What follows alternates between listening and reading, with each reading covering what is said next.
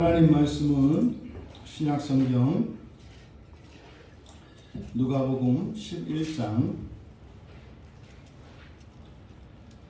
30절부터 36절까지입니다. 누가복음 11장 30절에서 36절까지 신약성경 112쪽에 있습니다. 우리 같이 한 목소리로 함께 읽겠습니다. 요나가 니느웨 사람들에게 표적이 됨과 같이 인자도 이 세대에 그러하리라. 심판 때에 남방 여왕이 일어나 이 세대 사람을 정죄하리니 이는 그가 솔로몬의 지혜로운 말을 들으려고 땅 끝에서 왔음이거니와 솔로몬보다 더 큰 이가 여기 있으며 심판 때에 니느웨 사람들이 일어나 이 세대 사람을 정죄하리니 이는 그들이 요나의 전도를 듣고 회개하였음이거니와 요나보다 더 큰 이가 여기 있느니라. 누구든지 등불을 펴서 속에나 말 아래에 두지 아니하고 등경 위에 두나니 이는 들어가는 자로 그 빛을 보게 하려 함이라. 내 몸의 등불은 눈이라. 내 눈이 성하면 온 몸이 밝을 것이요 만일 나쁘면 내 몸도 어두우리라. 그러므로 내 속에 있는 빛이 어둡지 아니한가 보라. 내 온 몸이 밝아 조금도 어두운 데가 없으면 등불의 빛이 너를 비출 때와 같이 온전히 밝으리라 하시니라. 아멘. 잠시 기도하겠습니다. 진리의 영이신 성령님, 이 시간 주님께서 주셨던 이 말씀에 감추인 참된 보배와 같은 진리의 말씀이 밝히 드러나게 하시고 그 진리로 자유케 하시며 진리를 따라 살아갈 수 있게 하시는 성령의 능력의 역사가 나타나는 이 시간 되게 하옵소서. 감사하며 예수님의 이름으로 기도하옵나이다. 네, 주님의 이름으로 주일 예배에 참석하신 또 지금 인터넷으로 함께하고 계신 모든 분들을 환영하며 축복합니다. 부디 우리가 이렇게 공간적으로는 서로 떨어져 있을지라도 마음으로 하나 되길 원하고 또 한 성령 안에서 우리가 이렇게 공간적인 장벽을 뛰어넘어 하나 되는 이 시간이 되기를 축복합니다. 가정에서 예배를 드리시는 분들은 더욱더 마음을 집중하시고 이것은 저의 설교를 듣는 것이 아니라 여러분들이 하나님께 예배하는 것임을 기억하셔서 저의 설교를 통해서 말씀하시는 그 성령의 음성을 여러분들이 듣고 깨닫고 여러분의 마음속에 심겨지기를 바랍니다. 그러면 여러분의 본성이 바뀌고 여러분의 가정도 바뀌고 일터도 바뀌고 인생도 바뀌고 더 나아가 이 세상도 이 시대도 바뀝니다. 지금 이 시간 여러분에게 여러분 자신뿐만 아니라 여러분의 가정과 이 나라와 시대의 소망이 있다는 것을 여러분들이 명심하시고 더욱더 설교에 집중하시고 설교를 통해서 주시는 그 하나님의 마음을 또 하나님의 뜻을 다 깨닫고 믿어지고 여러분 마음속에 심겨지기를 축복합니다. 설교의 제목은 요나의 표적과 부활입니다. 지난주에 이어지는 설교입니다. 예수님께 당신이 메시아라고 하는 그 증거, 그래서 그것을 하늘로부터 온 표적이라고 합니다. 당신이 메시아인 증거를 보여주시오라고 하는 유대인들의 반응에 대해서 예수님께서 그들의 어리석음과 그들의 잘못이 무엇인지를 깨우쳐 주심으로써 그들을 정죄하고 그들을 이렇게 잘라내려는 것이 아니라 그들을 참된 구원의 길로 인도하시고자 주시는 말씀인 것입니다. 지난주에 우리가 30절, 31절, 32절 내용을 이제 간략하게 살펴보았기 때문에 이해하기가 어려우셨을 것이고 오늘 꼼꼼하게 다시 살펴보도록 하겠습니다. 먼저 30절의 내용을 보시면 요나가 니느웨 사람에게 표적이 됨과 같이 인자도 이 세대에 그러하리라. 여기서 세대라고 번역한 이 단어는 민족으로 번역하는 것이 적절하다. 왜냐하면 예수님께서 구원하시고자 먼저 구약의 율법을 맡았던 유대인들, 이스라엘 자손들에게 찾아오셨기 때문에 또 그들의 민족, 그들의 혈통을 따라 오셨지 않습니까? 그래서 먼저 유대인들에게 복음을 전하고 있는 장면이기 때문에 이 세대는 그 시대의 사람을 가리키는 것이 아니라 지금 예수님께서, 다시 말해 하나님이 사람이 되어 나타나셔서 보여주신 그 민족, 유대의 민족을 말하는 겁니다. 그러함에도 예수님을 영접하지 않는, 하나님을 믿지만 예수님은 영접하지 않는 그 유대인들을 향하여 주시는 말씀이기 때문에 여기서 이 세대라는 것은 유대 민족을 이야기한다. 그러면 30절의 말씀은 그런 거지 않습니까? 니느웨 사람들에게 요나가 표적이 되었다. 요나가 표적이 되었다는 의미는 뭡니까? 하나님께서 보내신 사람이라는 거죠. 니느웨 사람들에게 요나가 와서 건성건성 그 나라가 멸망할 것을 선포했을 때 요나라고 하는 그 사람을 그냥 그 사람의 말로 들은 것이 아니라 요나는 하나님의 보내심을 받은 선지자라는 것을 받아들였고, 그래서 그가 하는 말이 하나님의 말씀이라고 받아들였다는 겁니다. 그래서 어떻게 했습니까? 그들이 회개했지 않습니까? 회개하고 구원에 이르게 됐다고요. 그러니까 믿고 회개한 거죠. 회개하기 전에 먼저 믿은 거죠. 요나의 선포를 하나님의 말씀으로 믿은 것이고, 그리고 믿고 회개한 겁니다. 그랬던 것처럼 지금 이 유대 민족에게는 예수님이 표적이시라는 거죠. 그러니까 니느웨 사람들에게 요나가 간 것처럼 유대 민족에게 하나님이 직접 오셨다는 거죠. 그럼 이 대조, 하나님이 보내신 하나님의 선지자, 하나님의 종이에요. 그리고 그가 어떤 사람이었습니까? 그렇게 막 순종하는 사람도 아니었습니다. 그랬는데 니느웨는 구원이 일어났어요. 그러면 하나님이 직접 찾아왔다면 그 민족에게는 어떤 일이 일어나겠어요? 그럼 상식적으로 니느웨에 일어난 그 이상 가는 일들이 일어나지 않았겠습니까? 그런데 지금 오히려 이들은 예수님을 영접하지 않고 있습니다. 예수님이 메시아라는 것을 인정하지 않고 있다는 것이죠. 그러면 30절의 말씀을 통해서 우리가 알 수 있는 것 두 가지를 알 수 있는데, 첫 번째로 본문에 드러난 것처럼 예수님 자신이 하늘에서 오신 표적이기 때문에 유대인들에게 다른 표적은 더 이상 필요 없다는 말씀이죠.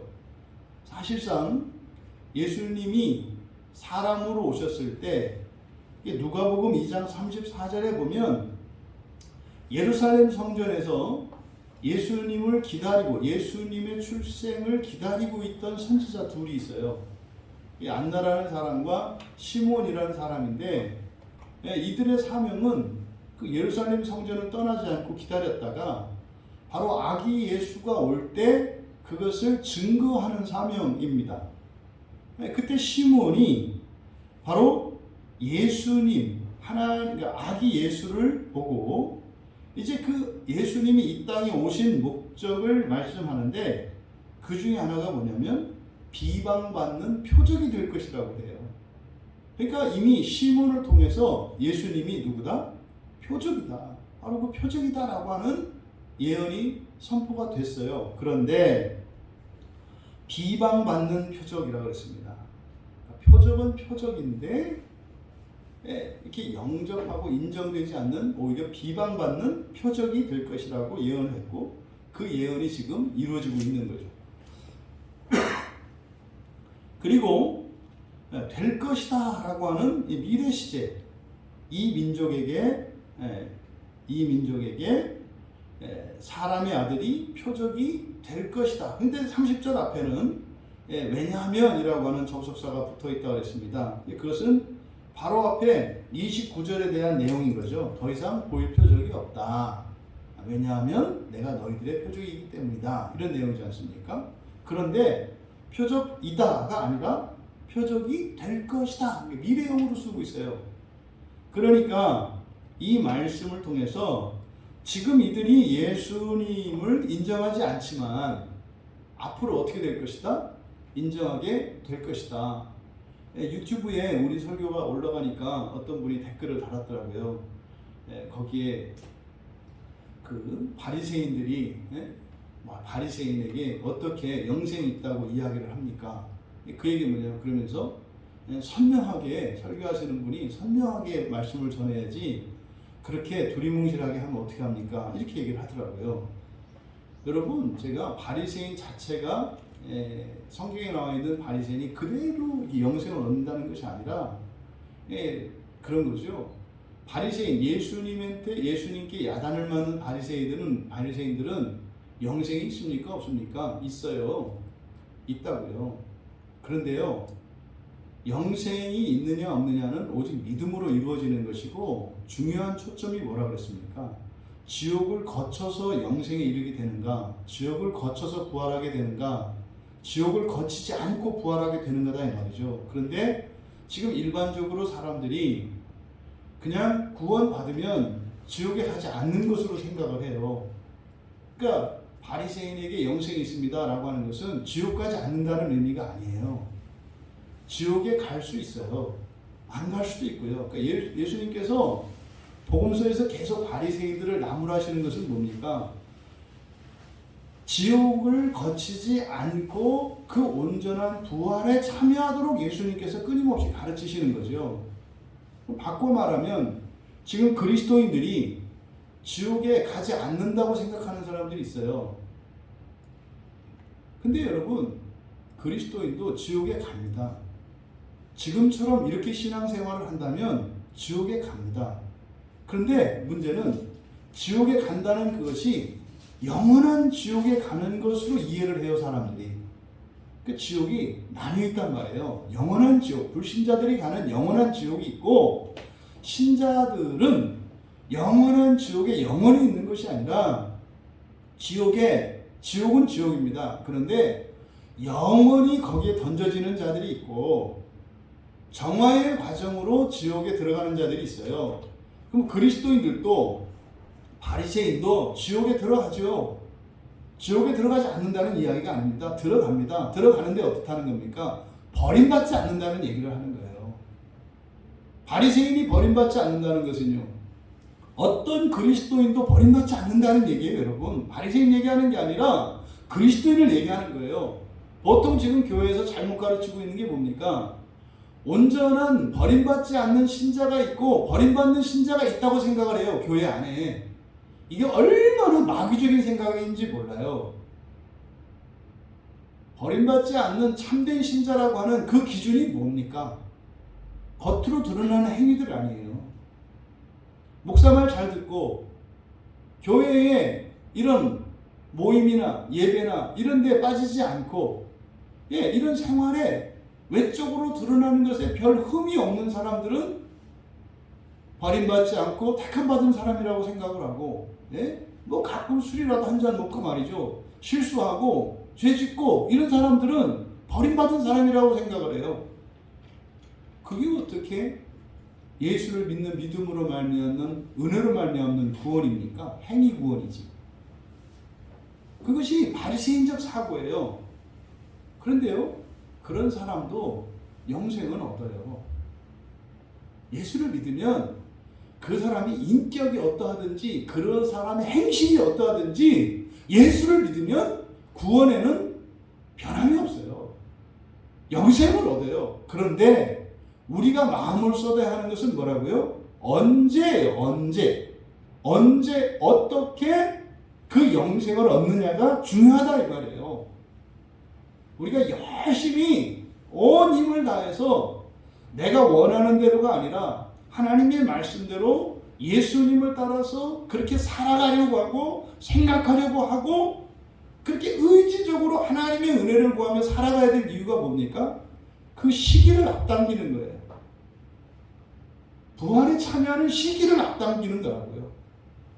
그리고요, 환난과 고난을 겪지 않고 부활에 참여하기 위한 거예요. 여러분들이 몸의 편안함을 추구하고 여러분들의 뜻대로 여러분의 생각대로 산다면 반드시 지옥에 들어갑니다. 하지만 영원히 버림받지는 않아요. 당신이 예수를 믿는다면. 구약의 백성들에게는 하나님을 믿는다면, 하나님을 믿는다는 게 뭡니까? 구약의 백성들은 율법을 믿는 거예요. 율법이 곧 구약에서는 그리스도이십니다. 율법을 믿는다면 순종하든 불순종하든 마지막 날에는 일으켜질 것입니다. 부활할 것입니다. 하지만 그 직전에 심판이 있다. 바로 이 부분을 얘기하는 겁니다.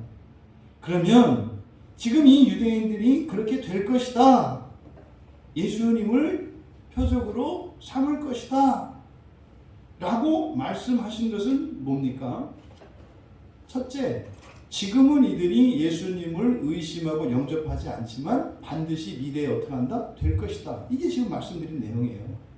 종말에는 부활할 것입니다. 지금 예수님을 거부해도 부활할 것입니다. 여러분, 지금 여기서 영접하게 될 것이라고 하는 유대인 누구냐면 바로 여러분들이세요. 유대인 얘기가 아니라 여러분들이세요. 여러분이 전적으로 하나님의 말씀에 순종을 하십니까? 여러분들이 하나님의 말씀을 그대로 받아들이십니까? 여러분이 유대인이세요. 그럼 여러분들이 버림받으십니까?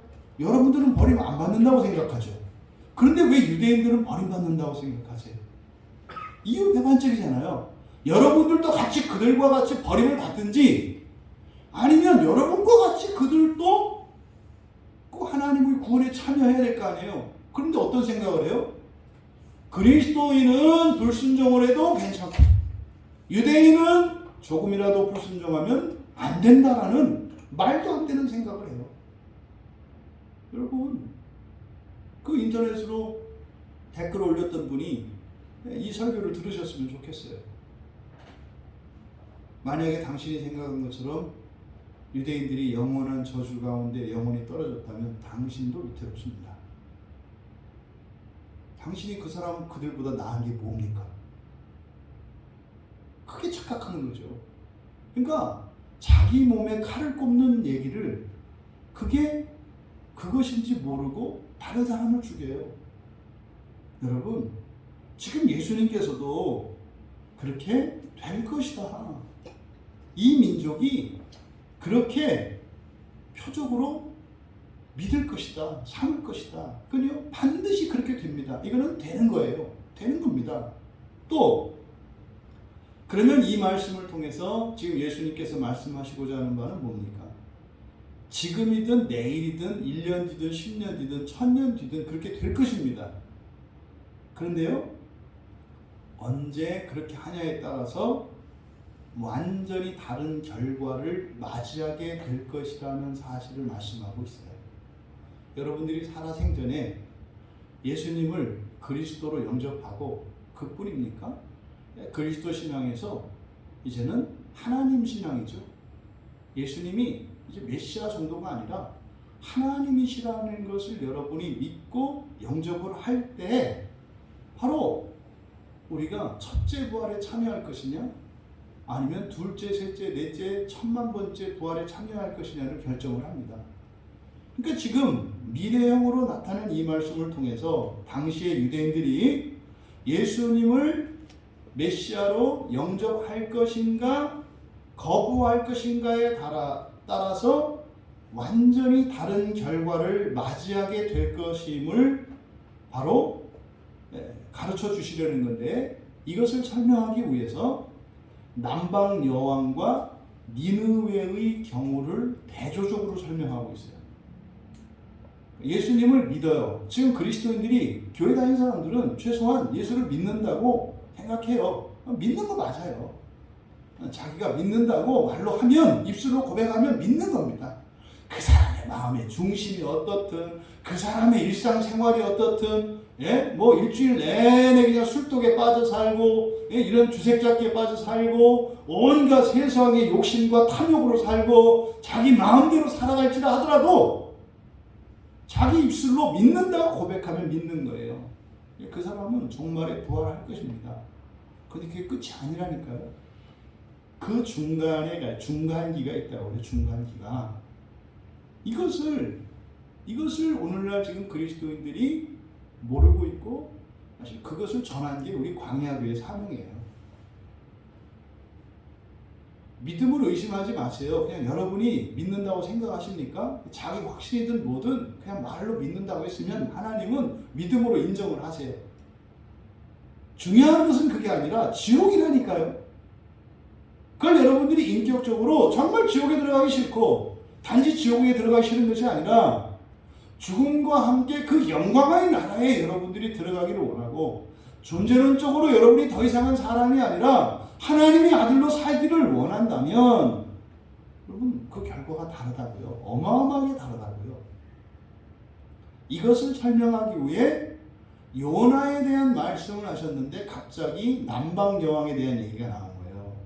남방여왕은 니느웨 사람들과 대조하기 위한 것입니다. 그러니까 지금 예수님께서 니느웨 사람들과 남방여왕을 그리고 유대인을 지금 대조하고 있어요. 여기 등장하는 것은 공통적으로 유대인을 정죄합니다. 남방여인도 니느웨 사람들도. 그런데 남방여인과 니느웨 사람들 사이에는 또 차이가 있습니다. 이거는 지금 유대인들에게, 하나님을 믿는 유대인들에게 예수님을 어떻게 대하느냐에 따라서 그 결과가 달라진다는 것을 말씀하려고 하는 거예요. 근데 사실은요, 그들만도 못한 상황인 거죠, 지금. 그러면 남방여왕이 의미하는 바와 그 남방여왕과 니느웨 사람들이 어떻게 다른가? 또 공통점은 무엇인가? 또 지금 유대인들에게 지금 이 말씀을 하시는 의도는 무엇인가? 이런 문제의식을 갖고 여러분들이 이 본문을 설교를 잘 들으시기 바라요. 31절에 심판 때에 남방여왕이 일어나 이 세대 사람을, 유대민족입니다. 심판 때 남방여왕이 일어나 이 세대 사람을 정죄하리니 이는 그가 솔로몬의 지혜로운 말을 들으려고 땅끝에서 왔기 때문이다. 솔로몬보다 더 큰 이가 여기 있다. 이렇게 되어 있습니다. 여기서 심판 때에 라고 보다는 심판으로 라고 번역하는 것이 더 적절하다. 왜냐하면 이것은 정말 최후의 심판, 그래서 하나님의 심판은 두 가지가 있다고 그랬죠. 믿음의 심판이 있고 행위에 대한 심판이 있어요, 여러분. 믿음의 심판이 있고 행위의 심판이 있습니다. 믿음의 심판은 예수를 믿었느냐 믿지 않았느냐에 따라서 영원한 지옥에 처해지느냐 아니면 거기에서 벗어나느냐를 결정해요. 그러니까 누군가가 예수를 믿었다면 뭐 그런 경우 있을 수 있어요. 어릴 적에 아무 생각 없이 교회 한번 갔어요. 그때 예수님을 믿었어요. 그 뒤로 교회 간 적도 없고 과거에 자신이 교회에 갔다는 기억도 없어요. 그러고 죽었어요. 그 사람이 어떻게 된다는 거예요? 나중에 부활한다는 얘기입니다. 나중에 부활해요, 그 사람도. 그러니까요, 교회 한번 가는 게요, 이 세상을 얻는 것보다 훨씬 가치가 커요. 교회 가서 예배 한번 드리는 게요, 여러분, 엄청난 재산을 상속받는 것보다 훨씬 더 가치 있고 의미 있는 일이라고 말씀을 하는 거예요. 근데 조심할 것은, 그래? 그럼 나는 이만하면 됐겠다. 교회를 가는 것과 가지 않는 것을 비교했을 때 교회 가지 않고 예수를 믿지 않고 이 세상의 모든 영화를 누리는 것보다 이 세상에서 가장 비참하고 가장 불쌍하게 살더라도 교회 한번 가고 예수를 믿는 그게 훨씬 가치 있다고 이야기하는 거지, 교회는 한 번만 가면 됩니다 얘기가 아니에요. 그 다음 단계로, 그럼 예수를 믿었어요? 예수를 믿고 난 뒤에도 다르다는 거예요. 다르다는 거예요. 뭐가 달라요? 지옥에 들어가고 안 들어가고, 지옥에 얼마나 오래 있고 짧게 있고, 아예 지옥을 맛보지 않고, 이런 차이가 있다 이 말이에요. 그것을 어떻게 해요? 백보자 심판이라고도 하고, 그것을 행위의 심판, 의의 심판이라고 합니다. 여러분들이 살아온 행실은, 여러분들이 입으로 내뱉은 말은 그대로 하나님 앞에서 다 심판을 받습니다. 예수님께 다 재판을 받습니다. 근데 여러분 생각은 심판의 대상이 아니에요. 여러분의 생각은. 왜냐하면 여러분 안에는 이 생각 저 생각이 다 섞여 있는데 그것은 심판의 대상이 아니에요. 그러니까 속으로 악한 생각을 가지고 있을지라도 그것을 참으면 심판의 대상이 아니에요. 그래서 여러분의 언행을 조심해야 되는 것이 바로 그것입니다.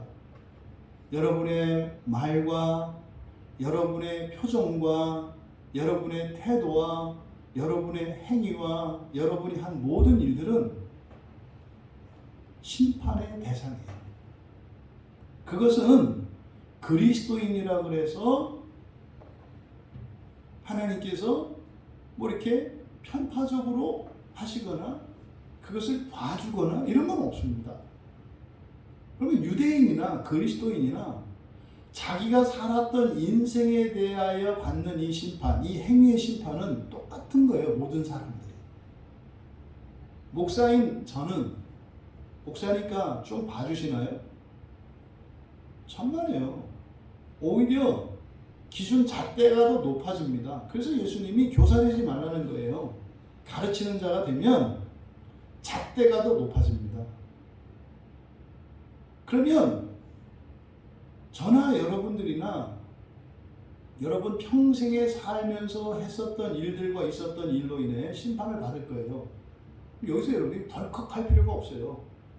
큰일 났다. 옛날에 내가 잘못하면 어떻게 하나. 심판을 대신 받는 게 있죠. 이 세상에서 받을 수 있죠. 심판이 그때 받는 심판이 있고 지금 받는 심판이 있어요. 살아서 받는 심판. 살아서 받는 심판. 이건 뭡니까? 회개하여 고치는 거예요. 이게 지금 여기에 31절과 32절에 정죄한다라는 말이 있습니다. 이 정죄하다라는 말이 이 세상에서 받는 심판을 의미하는 거예요. 종말에 하는 심판이 아니라 이 세상에서 받는 심판이라는 거예요. 자, 먼저 30절에서 먼저 이걸 정리하면 바로 여러분들이 예수님을 이제 메시아로 믿은 사람들이에요. 그리스도인은. 유대인은 아직 메시아로 영접하지 않은 사람들이고 그리스도인은 예수님을 메시아로 영접한 사람들이에요. 그러면 그게 끝이 아니라 어떻게 된다고 그랬어요? 예수님께서 거기서 한 걸음 더 나가야 된다.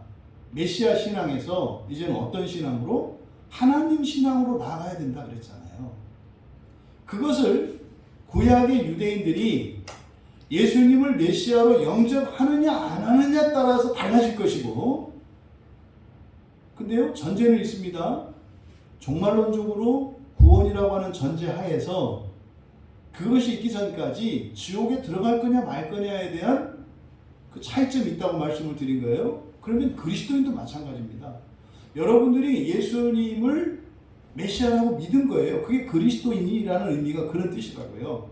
예수님이 그리스도인 것을 믿는다. 그래서 그리스도인이에요. 오죽하면 그 사람들의 삶이 다른 일반인들과 어떻게 이렇게 달랐기에, 예? 예수를 믿지 않는 사람들이 붙여준 이름이잖아요. 야, 예수가 메시아인 것을 믿는 사람들은 참 바르게 사는구나.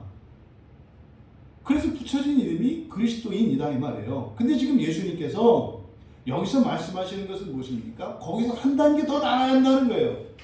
한 단계 나아가야 된다는 거예요. 그게 뭡니까? 여러분이 인생의 문제, 이 세상을 살아가면서 하나님을 의지하고요. 여러분들이 어려운 가운데서도 마음의 평강을 유지하고 살아가는 것은 메시아 신앙이라고 그랬죠. 그럼 하나님 신앙은 뭡니까? 이제 이 세상의 모든 것은 다 내려놓게 되는 거예요. 내려놔라가 아니에요. 여러분들의 소원이 이 세상에 있는 것이 아니라 하나님 나라에 있기 때문에 오히려 이 세상의 가난과 질병과 이런 환난들도 오히려 여러분들에게는 의미 있고 가치 있는 것으로 바뀐다고요. 이게 하나님 신앙이에요. 여러분들이 살면서 즐겁고 행복하고 괴로운 것이 어떤 의미가 있습니까? 만약에 그것이 여러분들이 하나님 자녀가 되어가는 일에 기여하지 않는다면 아무 의미 없는 쓰레기예요. 여러분이 부자가 되고 여러분의 빚이 다 없어지고 여러분 질병들이 다 사라지고 건강이 회복되고 여러분들의 명예가 높아지고 권세가 높아진다 하더라도 그것이 여러분들로 하여금 하나님 자녀되는 신적 존재가 되는 그것에 연결되지 않고 그것에 어떤 기여를 하지 않는다면 다 쓰레기라니까요.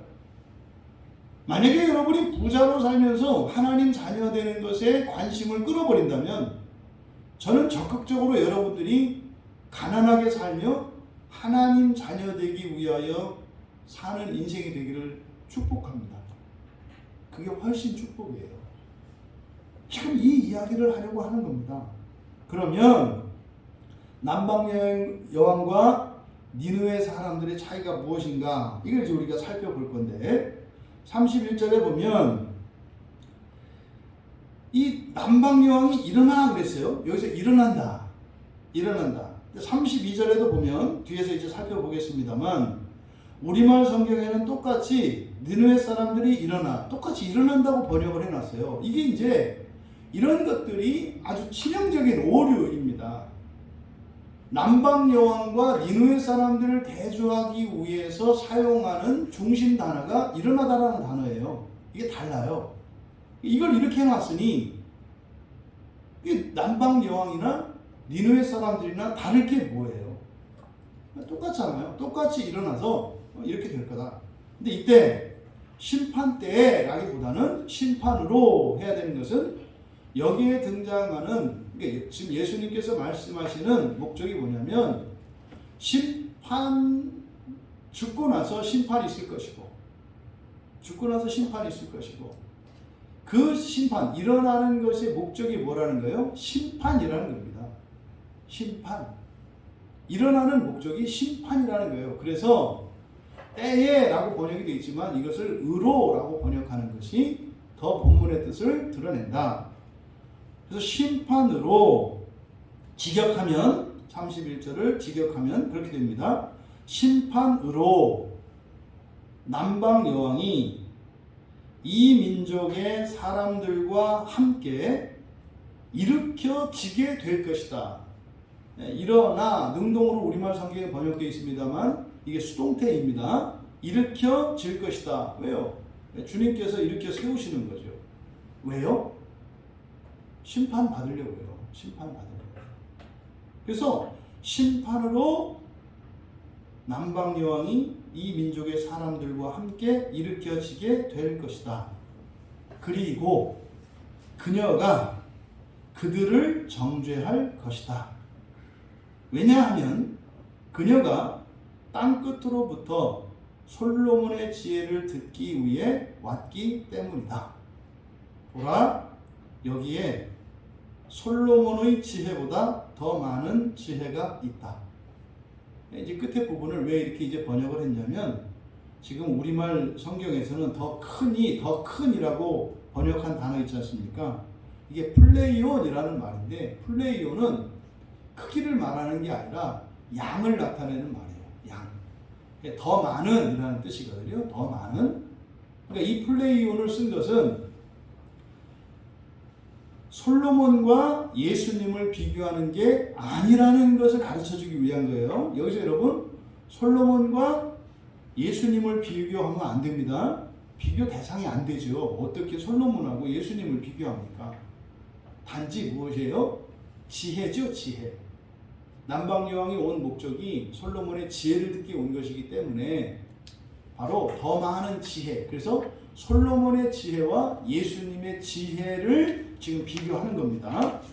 그래서 이제 이거를 더 많은 지혜라고 제가 한 것이에요. 먼저 여기서 일어나다 남방여왕이 일어난 것, 이게 에게이로라는 말이거든요. 에게이로는 들어 올린다는 뜻이에요. 그러니까 여러분들이 자리에서 앉아서 일어나는 것도 에게이로입니다.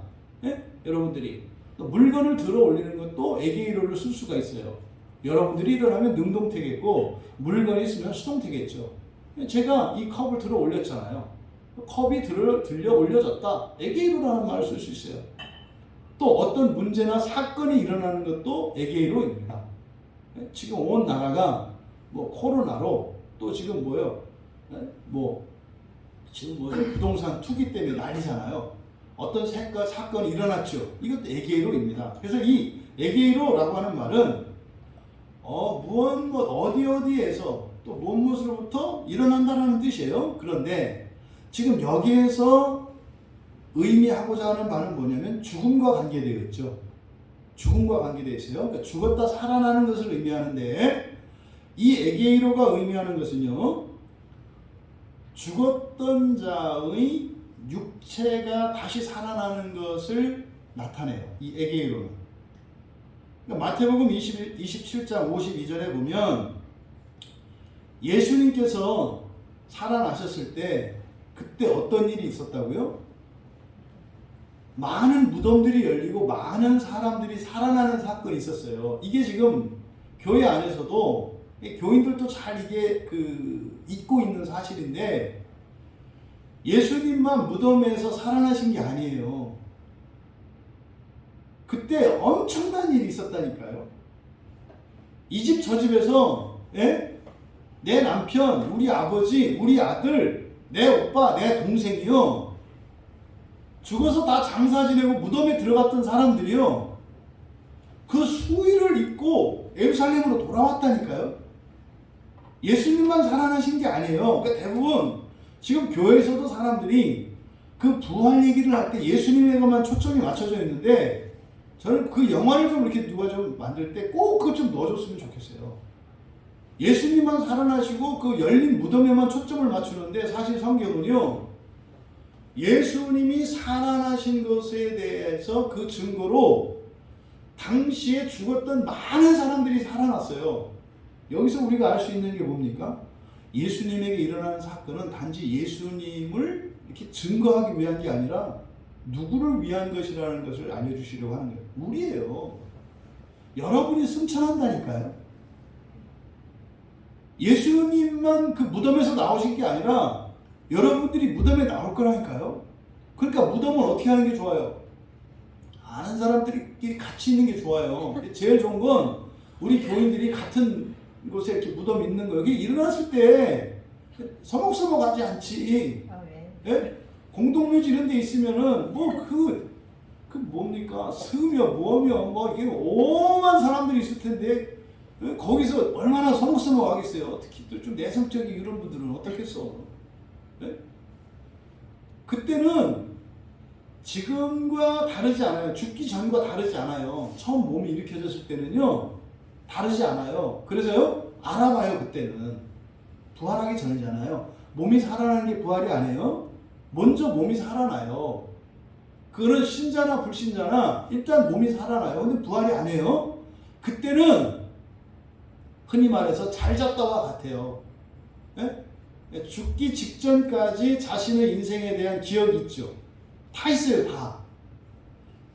그런데 그래서 그때 이렇게 몸이 살아나서 심판을 받기까지 그 시간이 있어요. 얼마든지. 그때 다 알아본다니까요. 일할 때나 우리 지하가 있었으면 좋겠어, 같이. 그거 좋지 않겠어? 여러분들이 이렇게 같이, 당연하죠. 뭐 우리 아내며 우리 가족들이며 이 지체들이 같이, 그래서 우리 교회 묘지를 바란다는 거 아닙니까? 그때 일어났을 때 우리 같이 보려고, 잘 잤냐고 인사해야 되지 않겠어요? 그때 잘 잤냐고. 그 뒤로 뭐 얼마나 궁금하겠어요. 나 죽고 난 뒤로 그 뒤로 무슨 일이 있었어? 막 이러지 않겠어요? 그러니까요, 수다스러운 일이 일어날 거예요. 부활에 이르기 전에. 그러니까 이게 죽고 난 뒤가 설명해 주는 거예요. 이 에게이로라는 말이 그런 거예요. 그러니까 단지 에게이로는 죽었던 사람의 육체가 다시 살아나는 것을 말해요.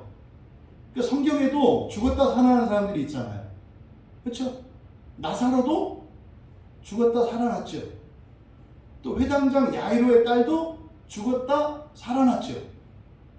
근데 그 사람 또 죽었잖아요. 그러니까 그 육체가 살아나요. 그 육체가. 그러니까 그 육체가 살아나는 것, 이것을 에게이로라고 합니다. 그래서 성경에 보면은요, 예수님이 부활할 것이라고 말씀할 때 사람들은 기껏해야 몸이 다시 살아나는 것으로 이해를 해요. 그 부활은 몸이 살아나는 게 아니다, 이렇게 말씀을 드렸잖아요. 부활은 그런 게 아니에요. 완전한 존재로 변하는 것을 부활이라고 하지, 죽었다가 살아나는 걸 부활이 아니다, 이 말이에요. 그것을 성경에서는 구별하고 있어요.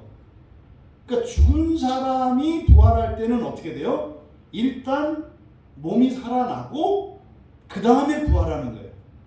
그럼 살아있는 사람이 부활하는 거는요, 뭐 죽지 않았으니까 다시 살아날 일이 없잖아요. 그럼 살아있는 상태에서 부활하게 되는 거예요. 그러니까 죽었다 살아가는 것과 부활은 다르다. 다만 죽은 사람의 부활의 과정에 죽었다 살아나는 일이 있는 거죠. 정리되셨죠?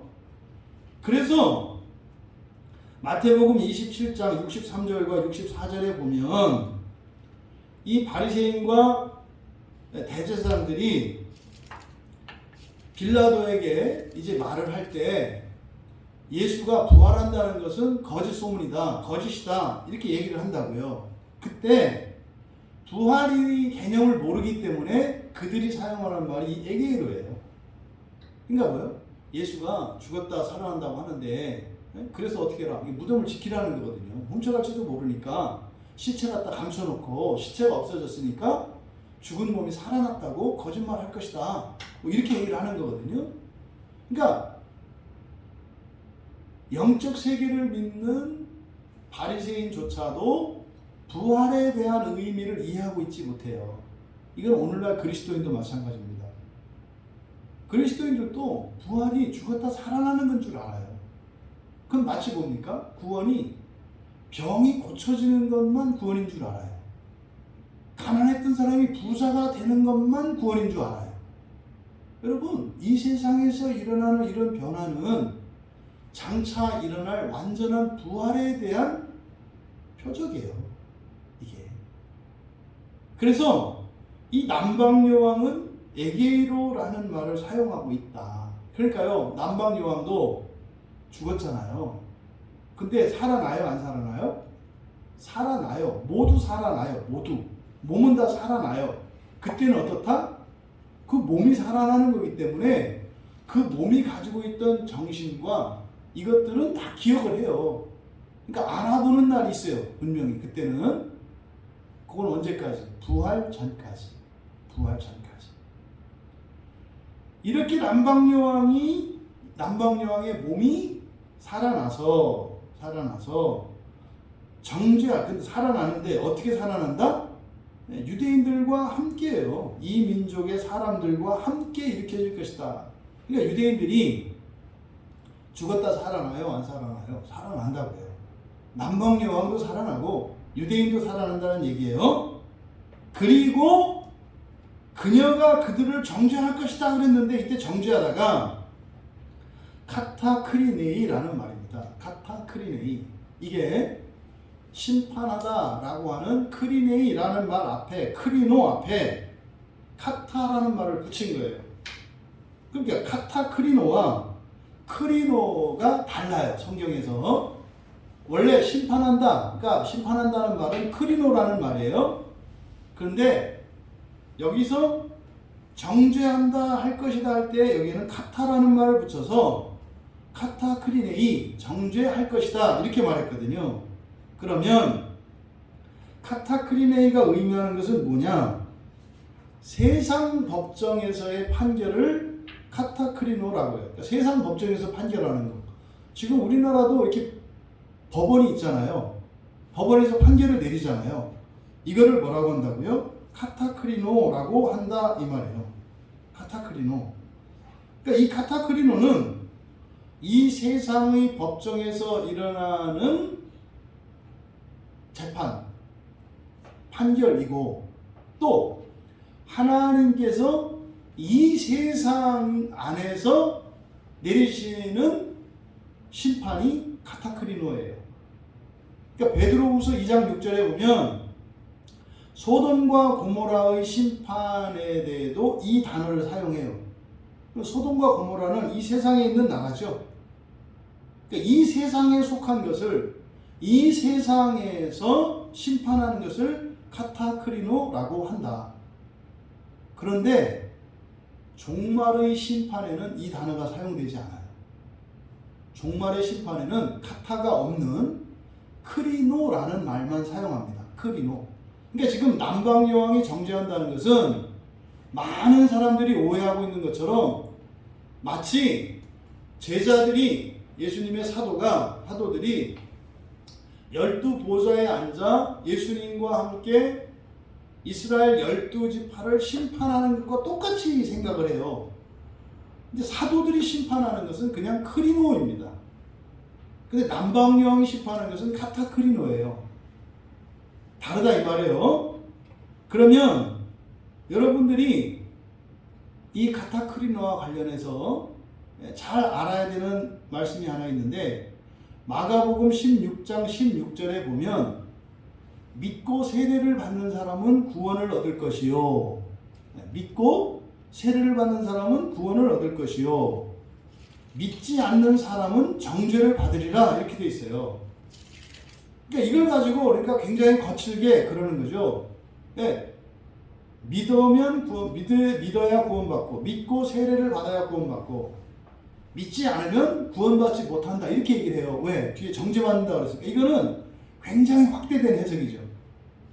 마가복음 16장 16절에 정죄받으리라 할 때 이 정죄받는다가 카타크리노예요. 근데 이 말씀을 누구한테 하실 말씀이냐면요. 11사도 11명 가룟 유다가 배신하고 가버려 자살했잖아요. 그러면 나중에 이제 그 가룟 유다가 배신했잖아요. 그러면 나머지 11제자에게 하신 말씀이에요. 이게. 그러면요.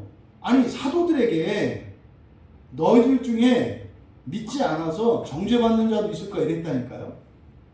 그럼 사도가 구원을 못 받아요? 말이 안 되잖아요. 말이 안 되잖아요. 그러니까 여기서 정죄받는다라고 하는 것은 종말에 일어나는 심판이 아니에요. 또 믿지 않는 사람, 사도들도 믿음이 없다고 그랬잖아요.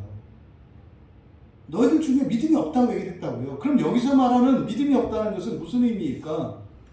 부활에 대한 불신앙을 말해요. 부활에 대한 신앙을 갖고 있지 않으면 이 세상을 사는 동안 어떻게 된다? 정죄받는다고요. 이 세상을 받는 동안. 1차적으로 자기 자신이 정죄할 거고요. 또 사람들이 서로 정죄할 겁니다. 부활을 믿지 않으면. 교회에서 부활을 믿지 않으면요 서로 정죄하게 되어 있다 이 말이에요.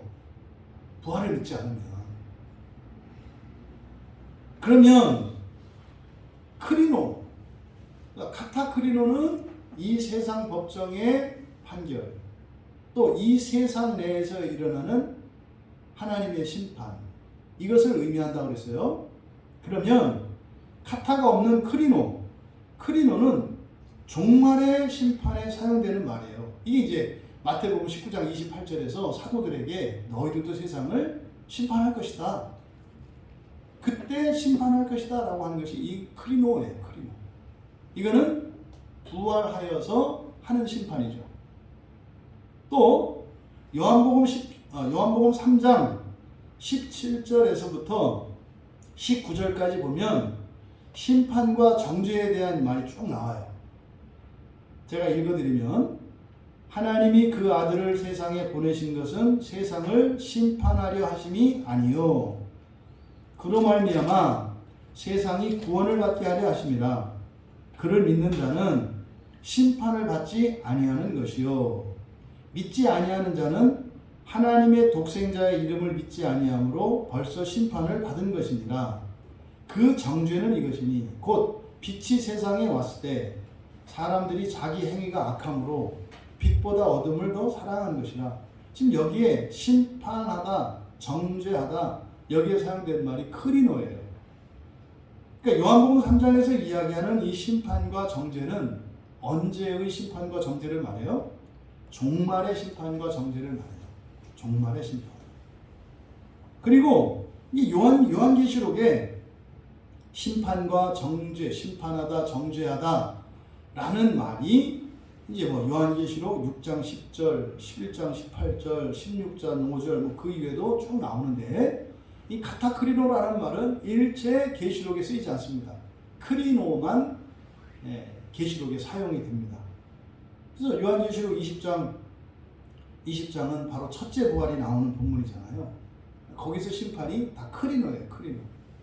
그러니까 정리하자면 남방여왕이 정죄할 것이다 라고 하는 것은 종말의 심판에 참여한다는 게 아니라 뭐예요? 남방여왕이 유대인이 아니잖아요.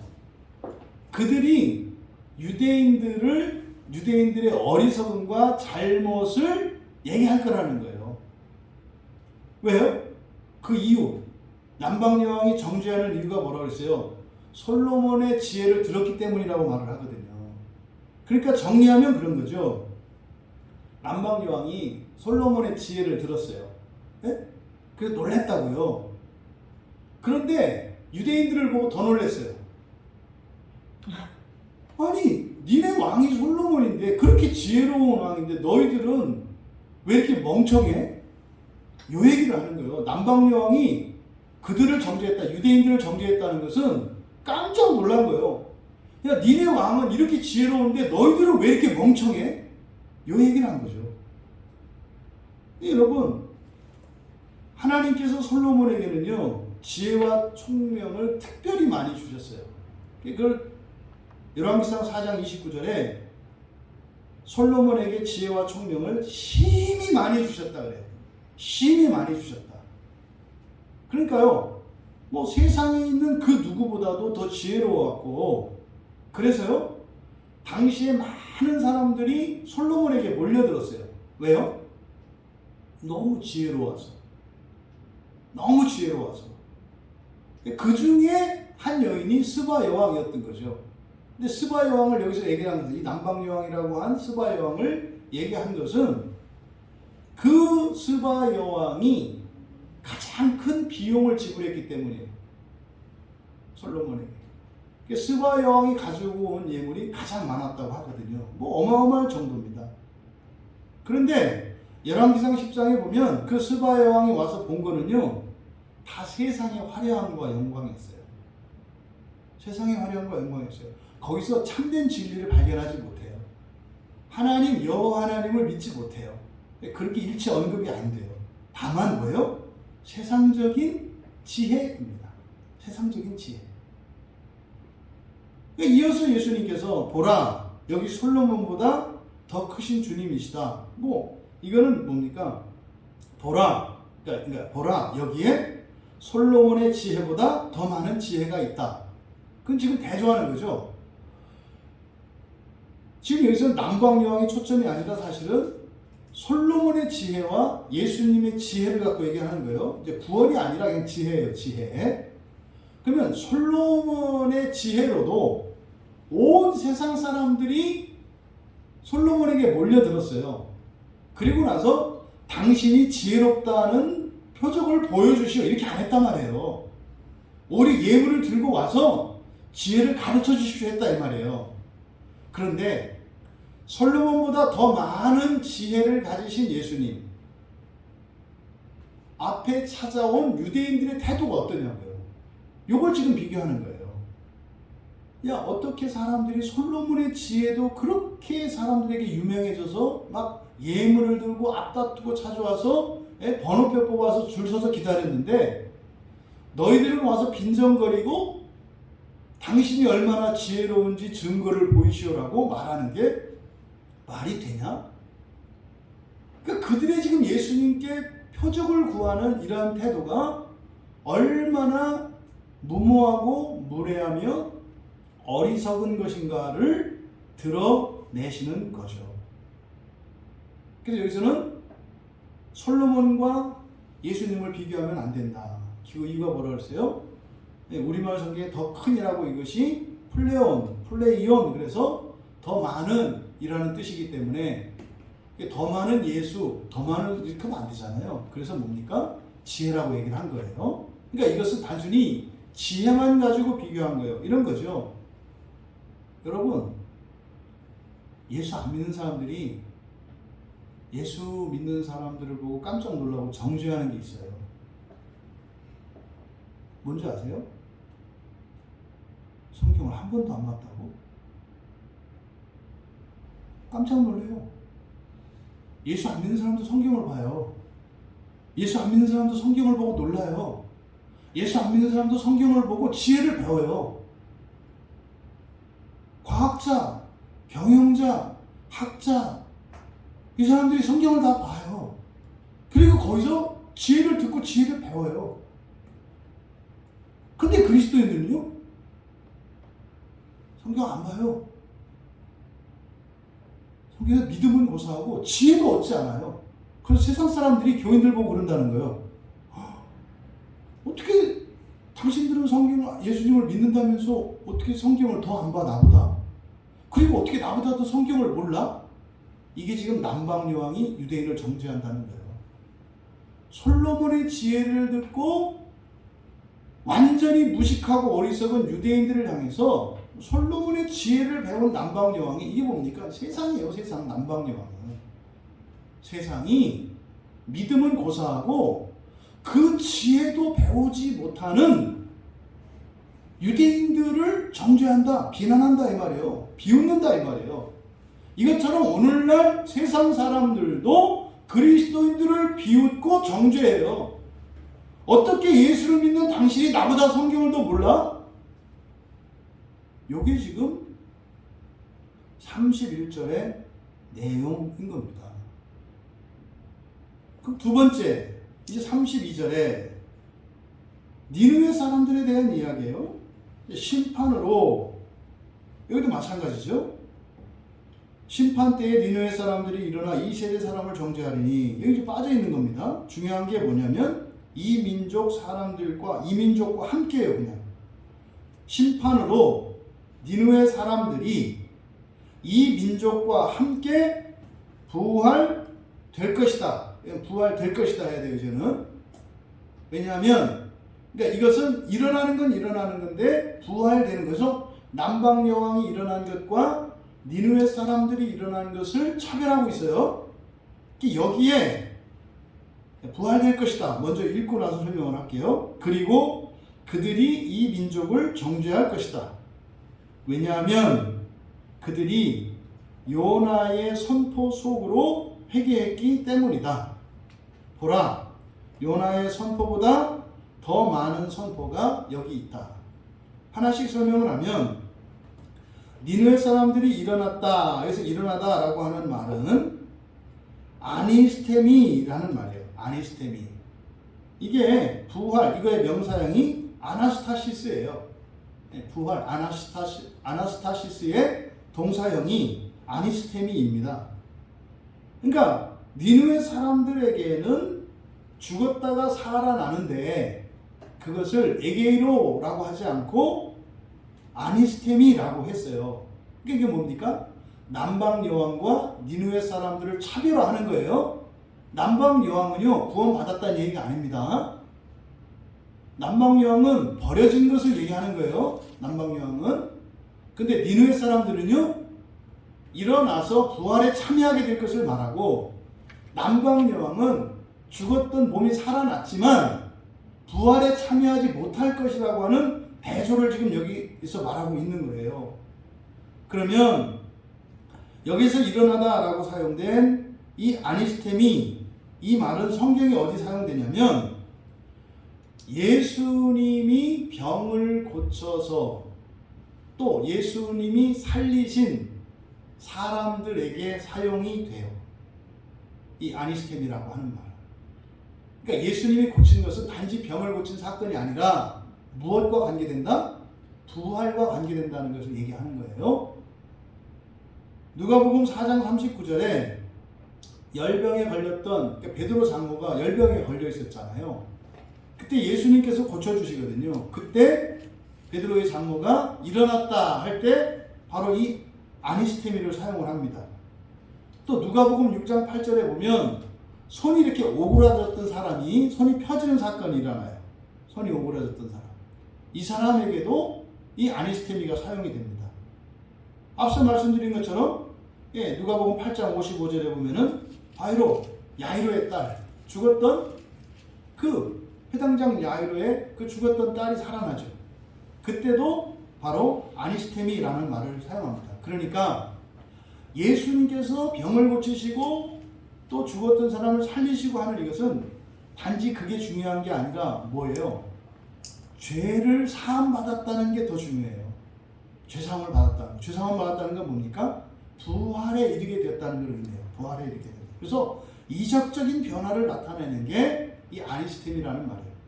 의미상으로는 에게이로나 아니스템이나 같이 사용할 수 있어요. 의미는 둘 다 일어선다는 의미예요. 일어선다는 의미예요. 둘 다. 하지만 성경에서는 에게이로는 부활과 상관이 없는 일어남을 의미하고 아니스테미는 부활로 연결되는 일어남을 의미한다 이 말이에요. 이런 거죠. 어떤 사람이 하나님, 예수님께서 병을 고치셨을 때 그 병만 고친 게 아니다 이 말이에요. 영혼까지 고치셔서 그 사람은 나중에 죽었다 지옥에 가든 안 가든지 간에 부활에 이르게 된다는 걸 의미하는 거예요. 그런데 다른 사람들도 병을 고치잖아요. 그건 그냥 에게이로다 이 말이에요. 그냥 병 고치는 게 다다 이 말이에요. 요걸 지금 차별해서 나타내는 겁니다. 마가복음 12장 25절에 보면 그래서 부활이 무엇인지를 가르쳐주는 본문이에요. 마가복음 12장 25절에 사람이 죽은 자 가운데서 살아날 때에는 이때 살아날 때 만약에 에게이로라면 그냥 살아나기만 하는 거예요. 살아나기만 하는 거예요. 그런데 여기서는 바로 아니스테미를 사용했을 것. 이건 부활을 말하는 거예요. 장가도 아니 가고 시집도 아니 가고 하늘에 있는 천사들과 같다 그래요. 부활하면. 그러니까 처음에 죽었다 살아나면 그렇게 되는 게 아니에요. 죽었던 몸이 살아나서 심판을 받아요. 심판을 받고 어떤 사람은 지옥에 들어갔다가 부활하겠고 어떤 사람은 즉각 부활할 거 아니에요. 부활하고 나면 엄마, 아빠, 형제, 자매, 친구 이게 없어요. 부활하고 나면. 근데 부활하기 전까지는요 여전히 기억을 한다니까요. 부활하고 나면. 그래서 예수님께서 하셨던 이 말씀은 부활 이후에는 이렇다라고 얘기를 하신 거예요. 또 성경에 보면 부활과 관련해서 천사도 믿지 않고 하나님 나라도 믿지 않는 사람들이 있어요. 유대 종교 지도자들 중에. 그들이 사두개인들이죠. 그 사두개인들이 예수님하고 부활 논쟁을 해요. 이제 마태복음 22장, 마가복음 12장, 누가복음 20장 이게 평행 본문인데 이게 부활이 없다는 거죠. 부활이 없다. 그때 할 때 바로 이 아니스템이 이 아나스타시스 부활에 대한 이야기를 합니다.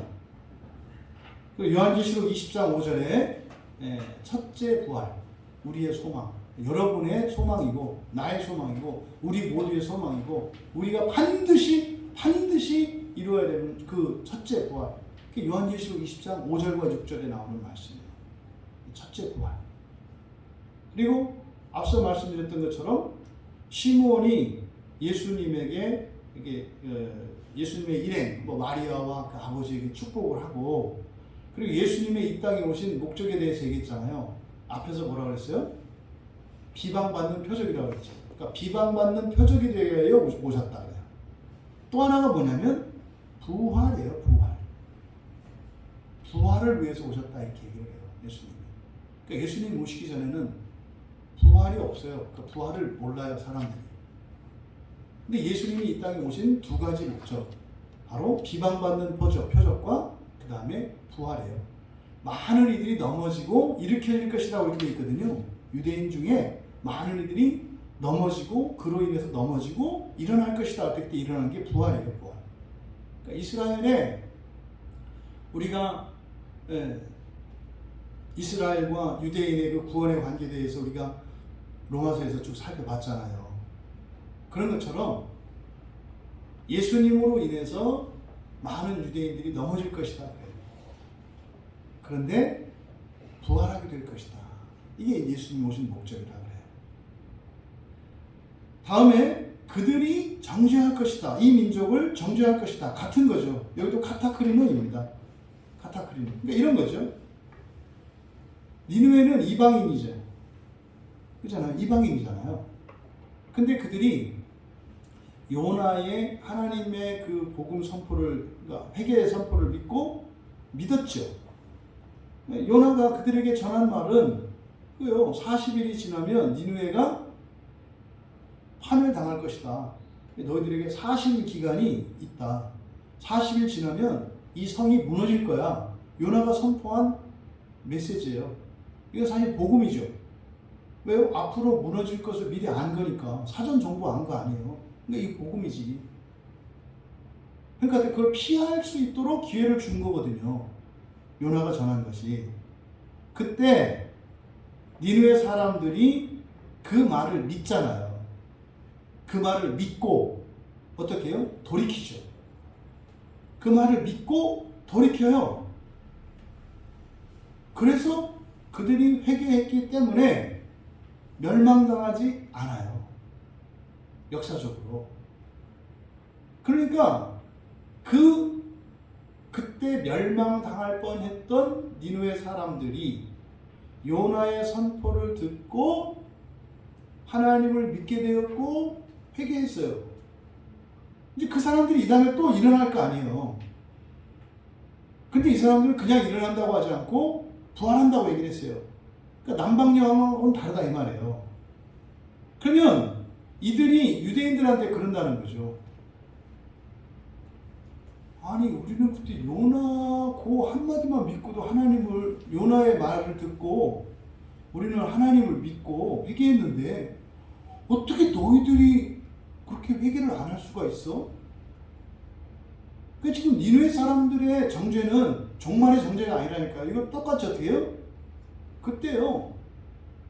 심판을 위해서 부활한 이 니느웨 사람들이 유대인들을 보고 어떻게 당신들은 그때 회개를 안 할 수가 있었어요? 이해가 안 되네요. 이렇게 얘기한다 이 말이에요. 요 얘기를 지금 그들이 정죄한다 라고 이야기를 한 겁니다. 그러니까 여기서 회개했다라고 하는 말이 메타노에오입니다. 메타노에오. 회개하다 할 때 지성적인 회개, 정서적인 회개, 의지적인 회개가 있잖아요. 근데 거기서 가장 중요한 핵심적인 게 뭐예요? 노에오, 누수의 변화예요. 누수의 변화.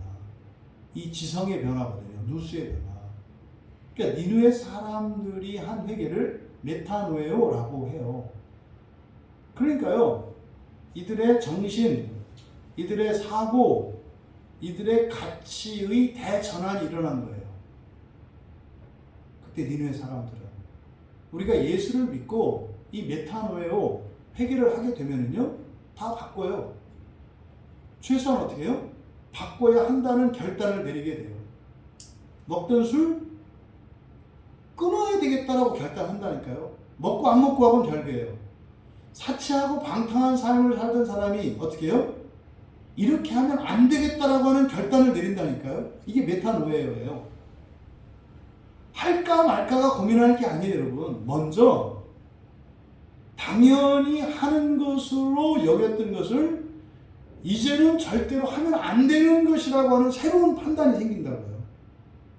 이게 메타노에오예요. 그러니까요, 범법하고 뭐 이렇게 도덕적으로 타락한 삶을 살았던 사람이 메타노에오 하게 되면은요, 이거는 나쁜 거구나. 이거는 나한테 손해가 되는 거구나. 이거는 나의 명예를 더럽히는 거구나. 이런 가치관의 변화가 일어나요. 그러니까요, 이전의 삶과 다른 삶을 추구하게 된다고요. 그를 직접 하는 거하고는 또 별개예요.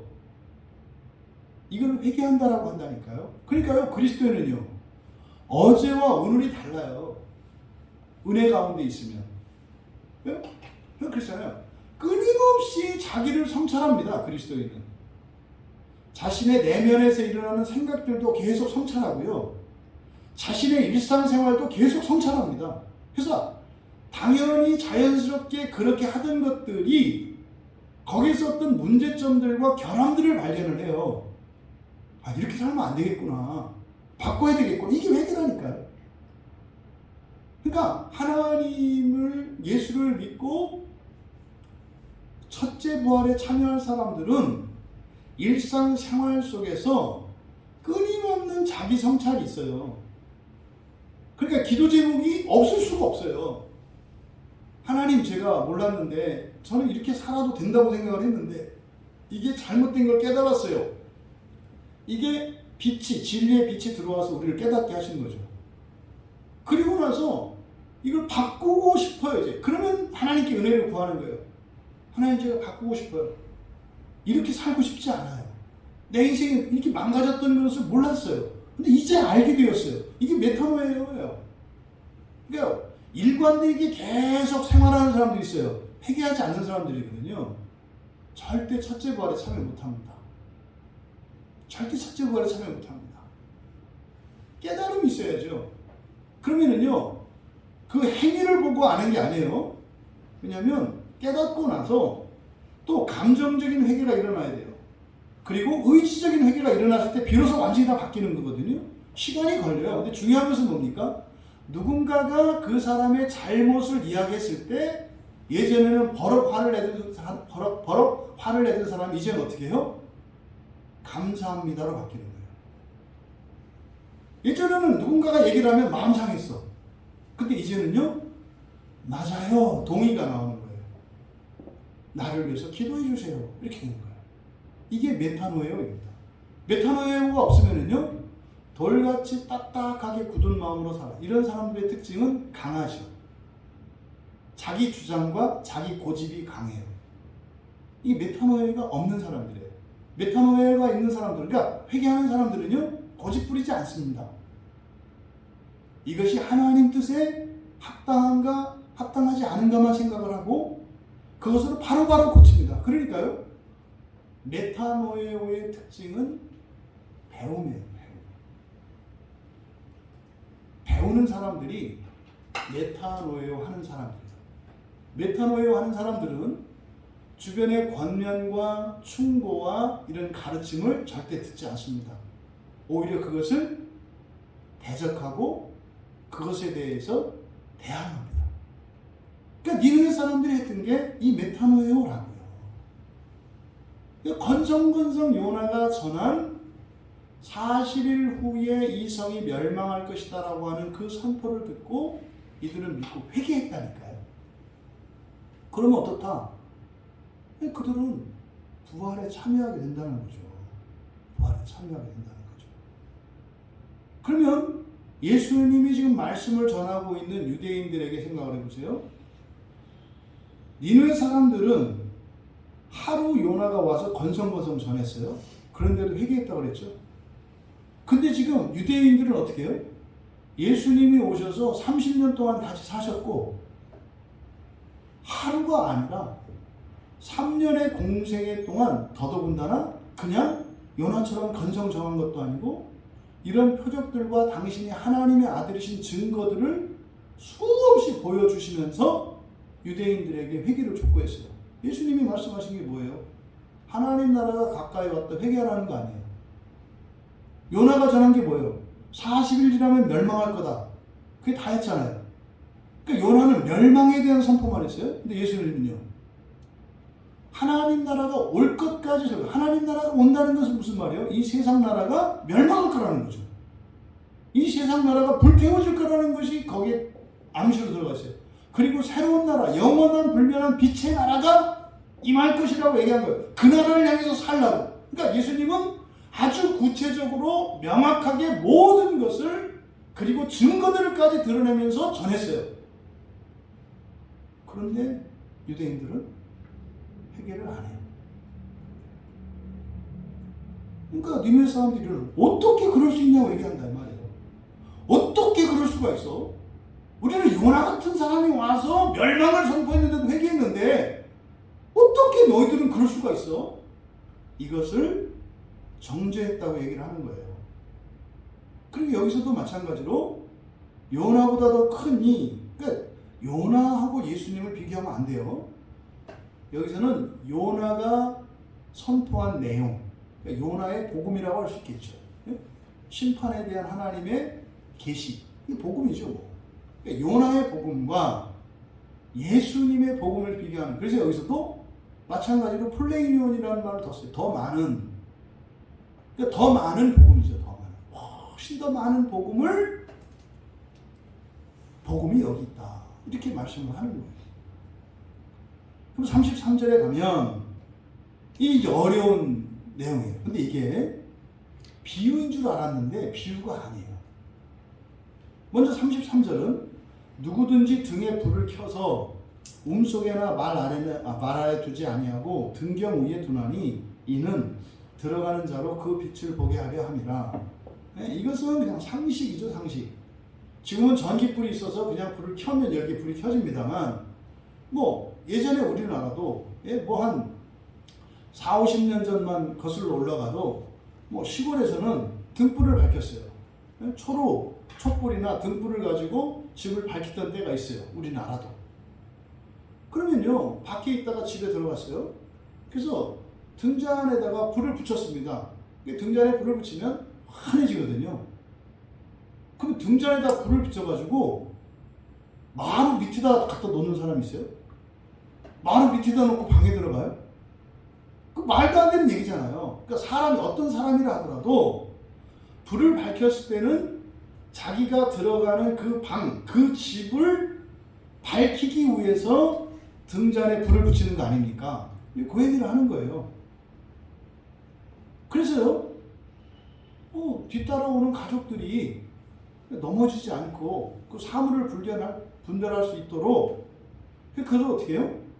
이렇게 등경 위에 놓는다는 거예요. 등불 위에 환하게. 그럼 여기 지금 우리말 성경에 속에나 말 아래라고 되어 있는데, 그래서 속 또는 말 아래, 이건 뭐냐면 지하실이에요. 지하실. 우리로 말하면 지하 저장고 이런 뜻이거든요. 그 등불을 켜가지고 옛날 시골에 가면 마루 밑에 원래 창고가 있어요. 옛날에 마루 밑에다가 불을 파가지고 거기다 생강이나 이런 거를 거기다 이렇게 보관하거든요. 근데 쥐가 또 그걸 알고 그래서 막 들어가면 쥐구멍이 사방으로 꼭꼭꼭 뚫리거든요. 그런 거예요. 그래야 툇마루 밑에 굴이 있어요. 그럼 등불을 밝혀서 마루 밑에도 아니고 마루 밑에 있는 그 굴 속에다 놓겠느냐, 이렇게 얘기를 하는 거예요. 여러분, 지금 여기서 이거는 상식을 가지고 얘기하는데, 사실 여기서 지금 뭘 얘기하려고 하냐면 예수님, 참 빛이신 예수님에 대해서 말씀하려고 하는 거예요. 이게 굉장히 중요한 얘기예요. 요한복음 1장 9절에 각 사람을 비추는 참 빛이라 그래요, 예수님이. 여러분 대충 생각할 수 있어요. 예수님이 모든 사람에게 빛을 비춰주신대요. 왜요? 저도 생각 안 해봤어요. 그냥 읽었어요. 예수님은 참빛이시니까. 여러분 보십시오. 만약에 밖에 있는 것을 보라고 예수님이 빛을 비춘다면 어디에 빛을 비춰야 돼요? 내 앞길에 빛을 비추시든지, 내 방에 빛을 비추시든지, 내 집에 빛을 비춰야 될 거 아니에요. 근데 요한복음 1장 9절에 보면 모든 각 사람에게예요. 각 사람에게. 여러분들이 여러분에게 이렇게 빛을 비출 때 치료받는 거 있죠. 자외선 이렇게 해서. 근데 왜요? 고치는 거죠. 고치는 거. 그러니까 참빛이신 예수라고 하는 것은 우리가 생각하는 이렇게 눈을 볼 수 있도록 하는 그런 의미가 아니라 뭐예요? 우리를 고치는 거예요. 우리를 고치는 거. 지금 요 얘기를 하려는 거예요. 지금 그래서 설교 제목이 뭡니까? 요나의 표적과 부활이죠. 그러니까 지금 여기서 말씀하려고 하는 게 부활에 대한 얘기라고요. 그러니까 각 사람에게 비추는 참빛이신 예수. 그러면요, 예수님이 이 땅에 오신 것은 뭡니까? 여러분 각자에게 빛을 비추시기 위한 거래요. 근데 그 빛은 뭐라고요? 여러분을 변화시키기 위한 거예요. 요 얘기를 하는 거예요. 요 얘기를. 그래서 34절에 내 몸의 등불은 눈이라. 이거는 엄청난 얘기입니다. 34, 35, 36절은 이게 부활에 대한 말씀이에요. 이게 부활에 대한 말씀. 34절에 내 몸의 등불은 눈이라. 내 눈이 성하면 내 온몸이 밝을 것이요 만일 나쁘면 내 몸도 어두우리라. 여기서 먼저 내 몸의 등불은 내 눈이다. 이건 무슨 말입니까? 여기서 우리가 그 예수님이 말씀하시는 전제가 있어요.